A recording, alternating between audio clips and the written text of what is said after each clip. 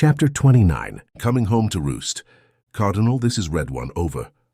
Hearing the transmission, Sawyer hoped for some good news.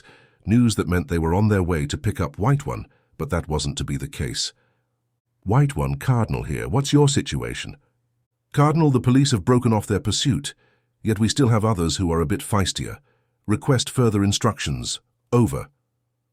Karnik could hear the radio chatter and came to the conclusion that they were no longer on radio silence. After the call had ended, he grabbed the mic from his RTO. Cardinal, this is Ridge Runner. Over, he called, and instantly received a response. Ridge Runner, Cardinal, sitrep, over. Sawyer had a little eagerness in his voice. This first opportunity to get an update from the progress at the armory excited him. Karnik understood, for he felt much the same. Not knowing how the others were prevailing could take its toll. This was one radio call he enjoyed making, although he didn't show it. Cardinal, we have the dugout. I repeat, the dugout is ours. Excellent, Ridge Runner. Can you afford some visitors? Over. Karnik marveled at how he and Sawyer were on the same page. Affirmative, Cardinal. I'll be waiting. We'll give them a great reception. Over. Ridge Runner, I have one more request. Over. Karnik knew it would be something Sawyer felt was difficult, since his tone had changed. Send it, Cardinal, he said, and then Karnik listened intently. Ridge Runner, are you capable of picking up White One? Over. Karnik thought about the request and about the increased difficulty now that the whole city was awake and somewhat aware. Then, as he looked up toward the top of the hill, he cracked what was Karnik's patterned "I have a plan" smile. In the parking area, protruding out of a truck window, were cowboy boots. At that moment, he knew how to retrieve the fighters safely. Cardinal, pickup will be in 10. Copy? Copy. Ridge Runner. Cardinal out.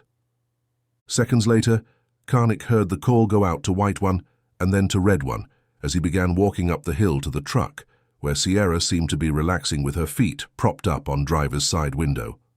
As he approached the driver's door of the pickup truck, he heard noises that he thought were impossible coming from the truck.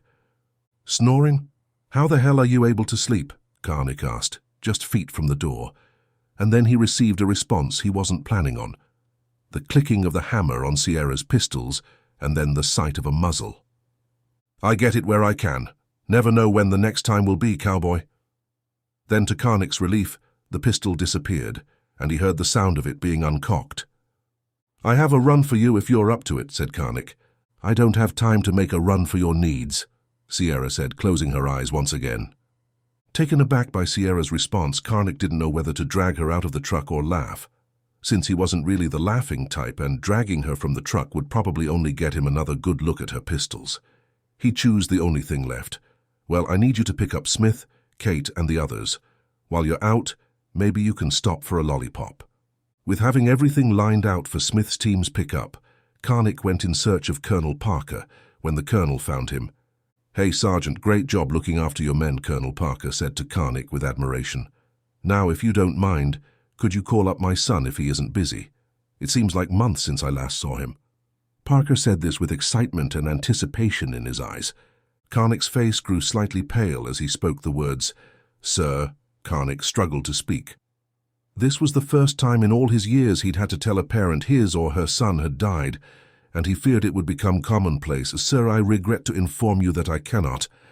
Colonel Parker unfortunately had done notifications in his career and recognized the implications of Karnik's words, yet held out hope that he was wrong.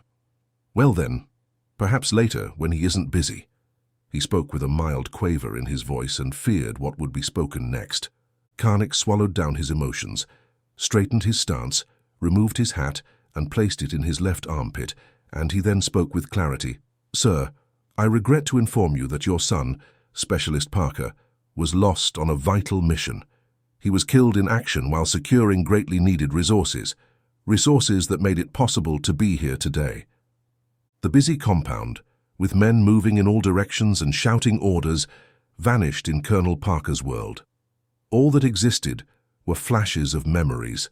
The first time he'd held his son after his wife gave birth, birthdays, Christmases, his son's first day of school, and his son's graduation from basic training.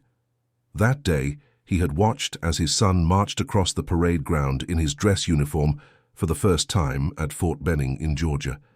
The memories turned to anger and rage as the reality of what had been taken from him took over.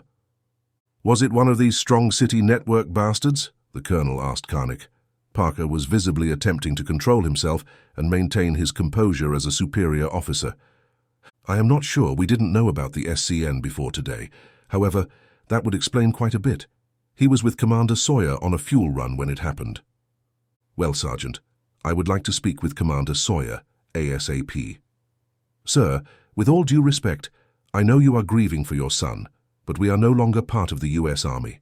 Therefore, we are no longer under your command." "Well, Sergeant, in that case I request to have a talk with your commander." "Sergeant, just in case you haven't realized it yet, neither am I or my men." The words exited Parker's lips with a great deal of disdain. "Sir, the commander is en route. For now, though, I can introduce you to the man who put the bullet through the head of the man who killed your son." "Thank you, Sergeant. One other thing, where is my son now?" Colonel Parker asked, a little more at ease, knowing his son's killer no longer drew breath. "He was buried with respect in a beautiful spot on a hilltop in the Mark Twain National Forest."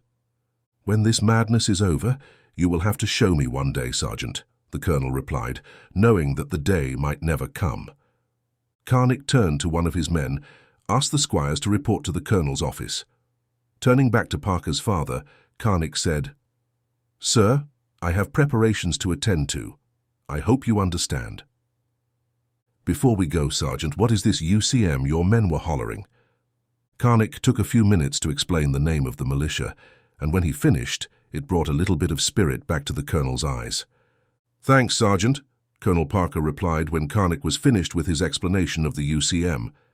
As Karnik turned and began walking away, Parker called out to one of his men who worked in supply, and they began walking to his office. Karnik looked out over the front lawn of the armory, where men were preparing for a fight that none of them had ever imagined just a week ago. Reaching back, he pulled his wallet from its pocket. Opening it, he pulling out an oval disc which wasn't shiny but more of a polished rust. At the top were two small holes, and running the length were cutouts with only a few spots holding the two halves together. Both halves were mirror images of the other. On them he rubbed his thumb over the lettering stamped into the steel. Some of it was in German, but the lettering in the part his thumb passed over was clear. Carl E. Karnik. Karnik had heard the stories about his great-grandfather all his life. They had been passed down by the man who had been his great-grandfather's best friend and sergeant. Karnik had never felt very close to the great-grandfather, whose last name he carried, not even when his father had given him his great-grandfather's dog tag after he had finished basic. Now looking out over the field where his fate loomed, Karnik looked upon the rusted piece of metal with new eyes. He felt a connection that spanned decades as he imagined what his grandfather must have felt and thought during his final hours. Looking over at the wounded being cared for and moving to the gymnasium, Carl, too, wondered if he shouldn't send the healthy away to fight another day. After a few minutes he said to himself, "No great-grandfather was saving a village. We are saving a nation." Taking one last look at the dog tag, Karnik felt part of his grandfather with him. "Sergeant Lee," he called out, and within seconds Lee appeared by his side. "Yes, Sergeant?" "Are we prepared to pluck the ticks off the backs of our dogs?" "Yes, they won't make it past the tracks crossing the road 100 yards before the gate. We have men on either side to disable their vehicles." Satisfied with his answer, Karnik nodded.